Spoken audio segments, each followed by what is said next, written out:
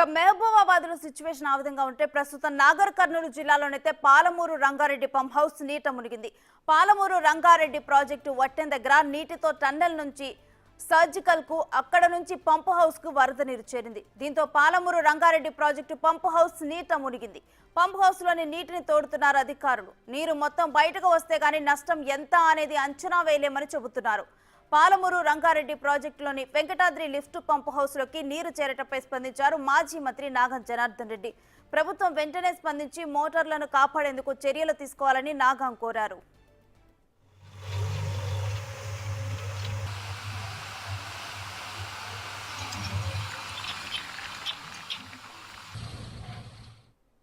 ఇక ఇదే అంశానికి సంబంధించిన డీటెయిల్స్ మా ప్రతినిధి శంకర్ ఫోన్ లైన్ ద్వారా అందిస్తారు. శంకర్, పాలమూరు పంప్ హౌస్ నీట మునగటం గురించి డీటెయిల్స్ ఏంటి?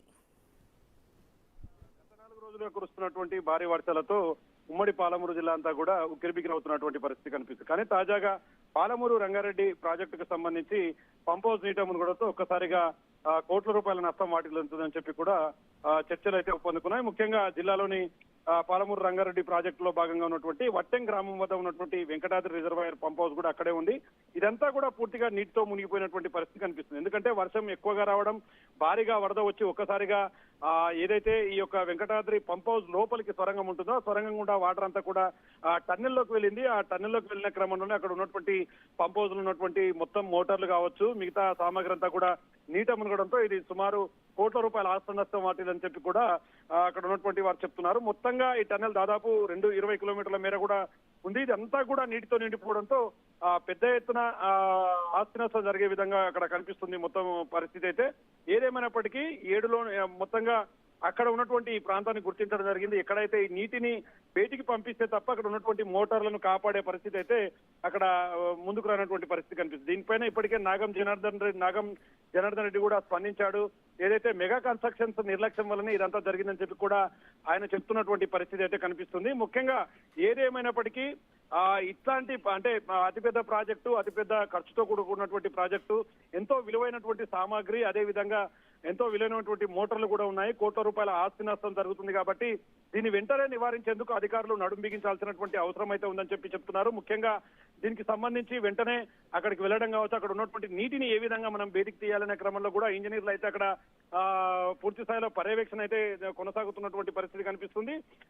ఈ విషయం తెలుసుకున్నటువంటి మీడియా అయితే అక్కడికి వెళ్లారు. మొత్తంగా లోపల ఏం జరిగిందో తీసే ప్రయత్నం చేశారు. కానీ అక్కడ మీడియాను మాత్రం లోపలికి అనుమతించే పరిస్థితి అయితే ఎక్కడ కూడా కనిపించట్లేదు. కోట్ల రూపాయల్లో ఆస్తి నష్టం జరిగిందని దాన్ని వెంటనే బయటికి చెప్పాలని చెప్పి కూడా స్థానికంగా ఉన్నటువంటి వారంతా చెప్తున్నటువంటి పరిస్థితి కనిపిస్తుంది. ఏదేమైనప్పటికీ అత్యంత ప్రతిష్టాత్మకంగా తీసుకున్నటువంటి ఇప్పుడు పాలమూరు పంప్ హౌస్ నీట మునగటంలో అధికారుల ముందున్న అతిపెద్ద టాస్క్ ఏంటంటే ఇటు మోటార్లను కాపాడటం. అయితే వీటికి సంబంధించి చర్యలకు ఎప్పుడు ఉపక్రమిస్తున్నారు?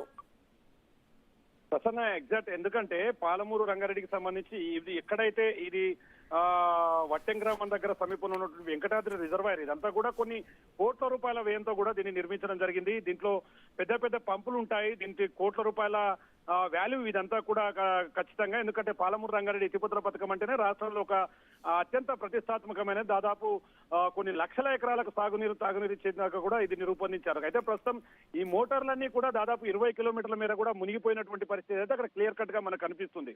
ఖచ్చితంగా వాటిని వెంటనే క్లియర్ చేయకపోతే మాత్రం మోటార్లోకి ఇంకా పెద్ద ఎత్తున వాటర్ పోవడం, లోపల ఉన్నటువంటి మోటార్లన్నీ కూడా చెడిపోతే మాత్రం వేల కోట్ల రూపాయల ఆస్తి నష్టం జరిగే అవకాశాలు కనిపిస్తున్నాయి. దీనికి సంబంధించి అధికారులు అయితే ఇప్పటికీ అక్కడికి చేరుకున్నారు. ఈ వాటర్ ని ఎట్లా బయటికి తీయాలి, ఎట్లా వాటర్ ను బయటికి పంపించాలి అనే కోణంలో కూడా ఇంజనీర్లు అయితే మల్లగుల్లాలు పడుతున్నటువంటి పరిస్థితి కనిపిస్తుంది.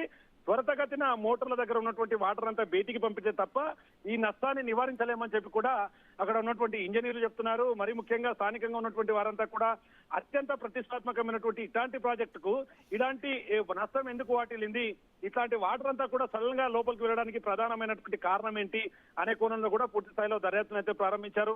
ముఖ్యంగా త్వరితగతిన అయితే ఆ వాటర్ ను క్లియర్ చేస్తే తప్ప ఇక్కడ ఉన్నటువంటి పరిస్థితి అయితే అదుపులోకి వచ్చే పరిస్థితి అయితే అక్కడ కనిపించట్లేదు ప్రసన్న. అయితే శంకర్, ఈ నీటిని తోడటం అనేది ఎప్పుడు ప్రారంభించే అవకాశం ఉందని అధికారులు చెప్పారు. ఒకవేళ ప్రారంభిస్తే ఎన్ని రోజుల సమయం పడుతుంది ఈ నీటి మొత్తాన్ని కూడా బయటికి పంపించడానికి?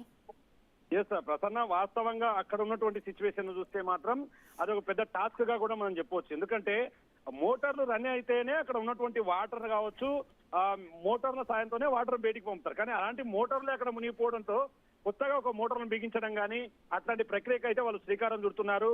అంటే వేరే మోటార్ల ద్వారా అక్కడ ఉన్నటువంటి ముందు ఈ పంపులన్నీ కూడా చుట్టుముట్టు ఉన్నటువంటి నీటిని అంతా కూడా బయటికి తీయడానికి అయితే ప్రయత్నాలు అయితే అక్కడ స్టార్ట్ అయ్యాయి. కానీ అక్కడ ఒక విషయం ఏంటంటే ఈ ప్రాజెక్టుకు సంబంధించి లోపల టన్నెల్లోకి కానీ అక్కడ పరిస్థితిని బయటికి చెప్పే ప్రయత్నం అయితే చేయలేదు. దాదాపు 10 కోట్ల మేర కూడా ఆస్తి నష్టం జరిగిందని చెప్పి కూడా ఒక అంచనా అయితే వెలువడుతుంది. మొత్తంగా అయితే అధికారులు కొంచెం ముందుకైతే వెళ్తున్నారు, కానీ అది ఇంకా ప్రోగ్రెస్ లోకి వెళ్ళలేదు. ఎందుకంటే పూర్తిగా అదంతా క్లియర్ కట్ గా రావడానికి దాదాపు సాయంత్రం పట్టే అవకాశం ఉంది. సాయంత్రం నుంచి పనులు ప్రారంభం అయితే ఎన్ని రోజులు పడుతుంది ఆ వాటర్ ను బయటికి పంపడానికి మాత్రం ప్రశ్నార్థకంగానే మిగిలిపోయినటువంటి పరిస్థితి అయితే అక్కడ కనిపిస్తుంది. Prasanna. Right, thank you Shankar.